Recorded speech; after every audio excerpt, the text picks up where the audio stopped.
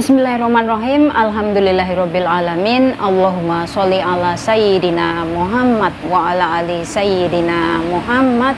Assalamualaikum warahmatullahi wabarakatuh. Halo teman-teman, apa kabar semua? Mudah-mudahan teman-teman selalu dalam lindungan Allah Subhanahu wa taala. Amin. Alhamdulillah, di video kali ini saya akan menjawab pertanyaan dari teman kita. Oke. So di sini mbaknya bertanya seperti ini, teman-teman. Kalau minta waktu buat ibadah kayak sholat, majikan rewel enggak ya?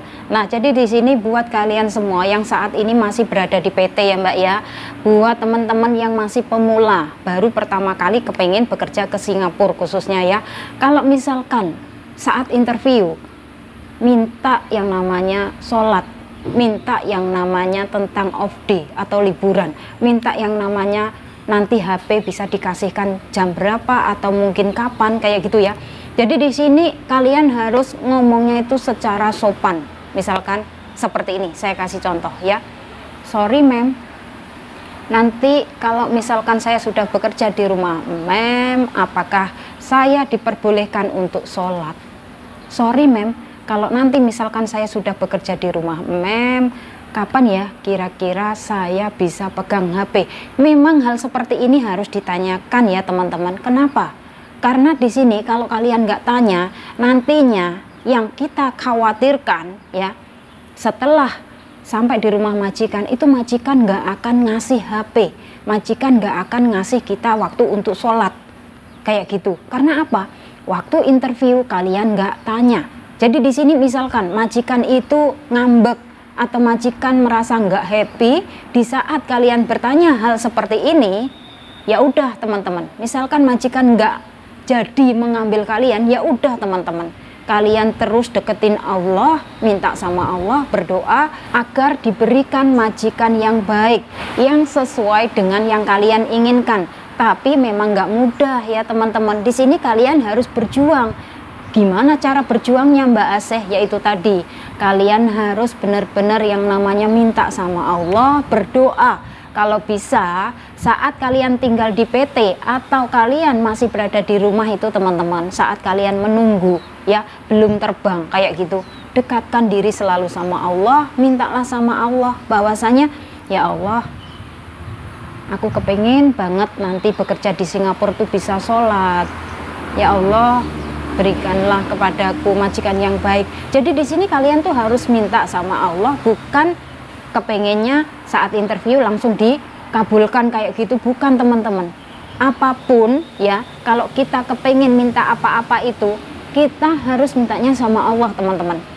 Jangan pernah kita itu mengandalkan pada orang saja, itu yang ada malah bikin kecewa ya. Jadi di sini misalkan kalian tuh kepengen yang namanya bekerja ke Singapura dan juga kepengen bisa sholat, yaitu tadi saran dari saya, berdoalah, pokoknya jangan sampai tinggalkan sholat teman-teman ya. Minta sama Allah agar diberikan yang terbaik untuk kita kayak gitu ya. Memang nggak mudah teman-teman. Nanti itu di saat interview kan, itu ada majikan yang bilang kamu tuh terlalu banyak banget permintaannya Pak. Di sini majikan itu kebanyakan pada don't care teman-teman.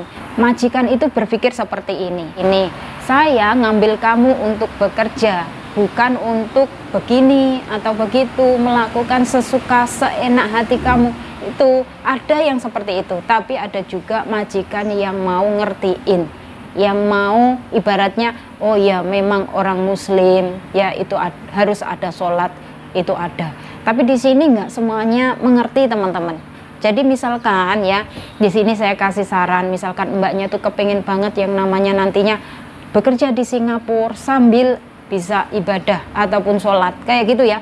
Lebih baik kalian mengambil majikan Melayu. Tapi di sini setiap majikan itu juga ada kelebihan dan kekurangannya ya teman-teman.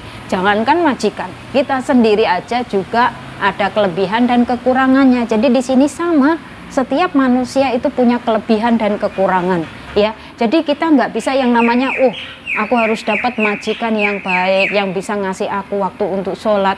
Itu nggak bisa teman-teman. Kalau kalian kepengen bekerja sambil ibadah kayak gitu ya, itu benar-benar mustahil banget. Kecuali kalau majikan kalian itu adalah majikan orang Melayu, itu baru kalian nanti insya Allah bisa sholat, bisa puasa juga di bulan suci Ramadan ya. Tapi kalau misalkan majikan kalian itu bukan orang Melayu, ya misalkan di sini adalah orang Chinese lah, atau orang India lah, atau orang manalah kayak gitu yang berbeda keyakinan dengan kita, ya itu sangat-sangat mustahil banget kalau kita itu dikasih waktu untuk menjalankan sholat. Kadang ada yang di sini tuh sudah satu kontrak finish, ya itu masih aja nyolong-nyolong waktu untuk sholat. Di saat majikan keluar itu baru bisa sholat. Itu karena apa? Saking kepengen sholat teman-teman. Itu ada yang seperti itu. Tapi ada juga majikan Chinese tuh yang ngasih waktu sama kita untuk menjalankan sholat tuh ada. Semuanya juga tergantung pada nasib kita loh teman-teman. Yang namanya kita kan bekerja ke luar negeri, mengadu nasib. Nasib nggak ada yang tahu, entah kita dipertemukan dengan majikan yang baiklah atau sebaliknya. Ya, jadi di sini buat kalian semua, kalian pikirkan secara baik-baik ya, jangan gerusa-gerusu, jangan terburu-buru. Misalkan iya Mbak, rugi juga kalau misalkan cuman kerja tapi nggak bisa sholat, hasilnya juga nggak akan berkah. Memang kalau dipikir-pikir secara nalar ya Mbak, secara logika, kerja terus tanpa ada ibadah itu memang sia-sia. Selama kalian bekerja di luar negeri, berapa tahun kalian nggak sholat, kalian meninggalkan puasa, itu dosanya sudah berapa banyak numpuknya kayak gitu. Apalagi misalkan di sini sudah lama ada liburan dan kalian itu akhirnya di luar sana kenal sama yang namanya mungkin lah ya, dapat kenalan cowok manalah kayak gitu. Nah itu malah menghancurkan teman-teman ya. Kalau bisa jauhi hal-hal seperti itu. Kalau bisa kalian itu harus yang namanya ingatlah dengan tujuan awal, bahwasanya waktu dulu saya itu orangnya sebenarnya kalem loh, sebenarnya saya itu orangnya pendiam loh. Tapi makin kesini makin lama di Singapura sudah berubah penampilannya ya. Maaf banget ya, ada tuh yang di rambutnya disemir. Terus ada juga yang bermacam-macam lah Mbak ya, tentang pakaiannya lah, tentang dari segi pakaiannya lah, ya Allah ya. Tapi di sini ya itu tadi mungkin lah ya belum dapat hidayah dari Allah. Nanti kalau sudah dapat hidayah, pasti orang itu akan benar-benar menyesali apa yang sudah dilakukan kayak gitu ya. Jadi di sini buat teman-teman semuanya, misalkan kalian nanti sudah ada liburan, ada off day ya Mbak ya, misalkan kalian itu kepengen yang namanya keluar itu ke City Plaza kan ya kayak gitu, atau entah kalian mau ke Bugis atau ke Orchard kemana saja ya, atau Payu, Ang Mo Kio, terserah monggo. Yang penting saat keluar teman-teman, misalkan ada orang yang manggil kalian itu nggak dikenal, sudah pasti nggak kenal ya, itu minta kenalan kayak gitu, jangan direspon.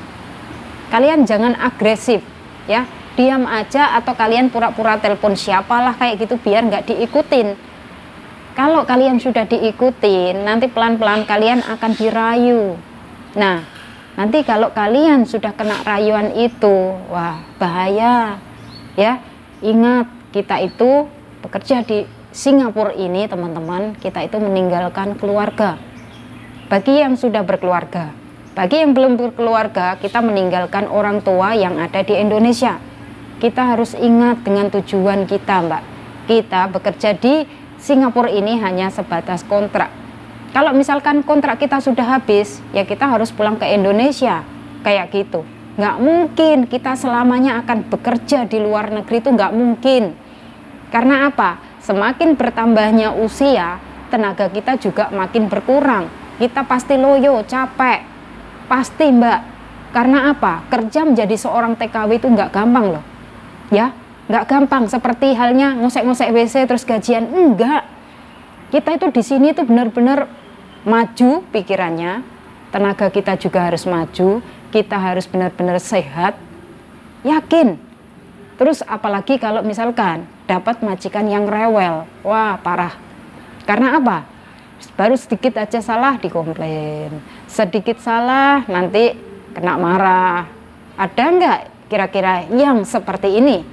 Pasti ada ya, karena di sini banyak sekali dari mbak-mbak yang sudah berada di Singapura tuh pada mengeluh, pada inbox saya, Mbak, saya tuh bangun jam 5 Mbak, kepala saya pusing Mbak, sampai ada yang sakit teman-teman. Karena apa? Yaitu tadi tertekan dari majikannya itu benar-benar ya Allah bikin mbaknya ini menjadi stres lah, menjadi tertekan, menjadi sebuah beban kayak gitu ada.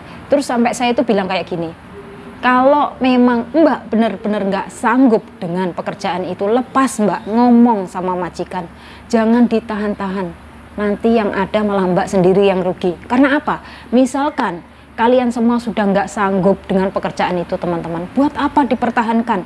Nanti akhirnya berujung sakit. Kalau sudah sakit, siapa yang rugi?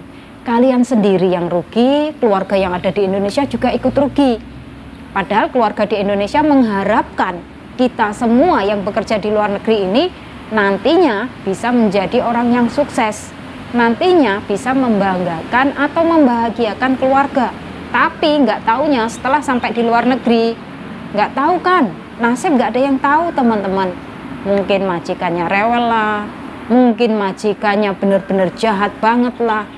Nah untuk itu saya di sini ngasih saran buat kalian semua. Misalkan kalian benar-benar nggak sanggup, ngomong sama majikan, ganti majikan, pindah nggak apa-apa, tambah potongan nggak apa-apa mbak. Daripada kalian di situ merasa terbebani, merasa tersiksa, buat apa dipertahankan? Benar apa enggak? Ya, jadi di sini buat teman-teman saya semuanya, saya berpesan tetaplah bekerja dengan ikhlas, ya. Kalian harus benar-benar merasa nyaman di situ. Misalkan kalian merasa nggak nyaman dan kalian merasa tertekan, ya udah lepas, ngomong sama majikan bahwasanya sorry ma'am, saya nggak bisa bekerja di sini, saya nggak tahan bekerja di sini, saya mau pulang ke agent, saya mau balik ke agent, saya mau pindah. Bilang gitu aja ya teman-teman, nggak usah ditahan-tahan. Karena apa? Kita di sini itu sudah bekerja sendirian, kita di sini tuh sendirian, jauh dari keluarga, jauh dari siapapun, kita di sini tuh sendirian teman-teman. Ingat, jaga diri kita sendiri, karena itu adalah paling penting banget. Misalkan kalau kita jatuh sakit, udah semuanya bakalan berabe, semuanya bakalan berantakan. Karena apa? Nanti yang ada malah, iya nanti kalau majikannya mau ngobatin kita, kalau misalkan majikan nggak mau bertanggung jawab, kita harus ngeluarin biaya sendiri, atau mungkin kita harus pulang ke Indonesia, kita sendiri yang rugi, ya. Jadi di sini buat teman-teman semuanya, saya selalu mengalu-alukan, saya selalu menyarankan tetap jaga kesehatan, jaga diri kalian baik-baik selama kalian berada di Singapura, karena kita di sini itu benar-benar berjuang sendirian. Kita di sini jauh dari keluarga, dan keluarga kita nggak bakalan tahu apa yang kita lakukan di rumah majikan. Tuh nggak tahu kita mau bangun jam berapa, kita mau tidur jam berapa, terus pekerjaan kita itu seperti apa, nggak akan ada yang tahu kalau kita nggak bakalan ngomong atau kita nggak bakalan ngasih tahu sama keluarga kita. Di Singapura tuh kerjanya terus teman-teman. Saya sendiri yang sudah di sini tuh lama banget, saya tuh berpikiran seperti ini. Padahal rumahnya kecil, tapi pekerjaan itu nggak ada habisnya, terus ada aja kayak gitu. Ya, tapi di sini harus tetap semangat, tetap ikhlas dalam bekerja, karena kita di sini harus sadar diri teman-teman, bahwasanya kita itu di sini itu dibayar, bahwasanya kita itu di sini digaji. Ya, tetap ingat dengan tujuan awal bahwasanya kita kepengen menjadi orang sukses, kita kepengen merubah nasib, kita kepengen menjadi orang yang bisa membahagiakan keluarga. Kita harus benar-benar siap segalanya, ya, siap mental dan juga tenaga pikiran, semuanya harus maju nih teman-teman. Nggak boleh kalian merasa down, ya. Kadang tuh ada teman-teman majikannya dikit-dikit rewel, tapi mbaknya bisa bertahan. Karena apa? Mbaknya berpikiran bahwasanya nanti kalau pindah majikan harus memulai dari awal lagi. Memang benar, kalau pindah majikan harus memulai dari awal. ya, harus mengenal lagi keluarga majikan. Adaptasi itu nggak gampang, butuh waktu yang lama. Ya nanti kalau pekerjaannya ringan, lah kalau tambah berat, tambah parah kan? Ya, jadi di sini buat teman-teman semuanya, saran dari saya terbaik buat teman-teman semuanya, kalau misalkan kalian sudah masuk di rumah majikan, misalkan pekerjaan itu benar-benar berat buat kalian, lepas.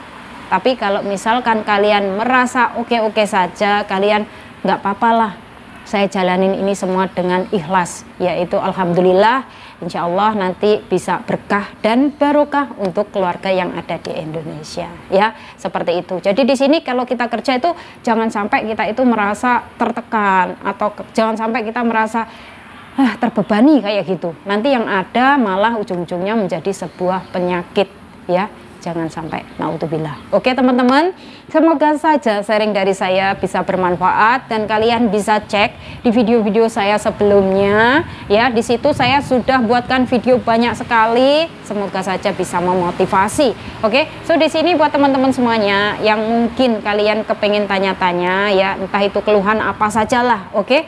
Tinggalkan komen kalian di bawah, insya Allah nanti akan saya jawab atau akan saya jelaskan lewat video. Oke teman-teman, nggak lupa juga di sini saya selalu memberikan support, memberikan doa buat teman-teman semuanya. Semoga diberikan kemudahan, berikan kelancaran, ya, kalian bisa finish kontrak. Syukur-syukur kalau mau tambah kontrak lagi, ya, siapa tahu nantinya kalian bisa punya banyak tabungan. Dengan siapa tahu nanti pulang ke Indonesia sudah punya banyak tabungan, mungkin lah ya, kalian kepengen yang namanya buka usaha lah, usaha entah itu mau jualan pakaian lah, entah mau jualan toko sembako atau apa, terserah pada kalian, ya, kayak gitu. Yang penting saat ini semangat ngumpulin uang, ya, untuk nantinya bekal pulang ke Indonesia. Karena di sini buat teman-teman semuanya harus ingat, ya, di Indonesia tuh cari uang nggak semudah di luar negeri. Ya, di Indonesia tuh cari pekerjaan nggak semudah di luar negeri, ya. Harus semangat, harus benar-benar semangat demi masa depan. Oke teman-teman, kalau ada tutur kata yang salah saya mohon maaf, ya, dan saya akhiri sampai di sini. Akhir kata, wassalamualaikum warahmatullahi wabarakatuh. See you on my next video. Bye bye.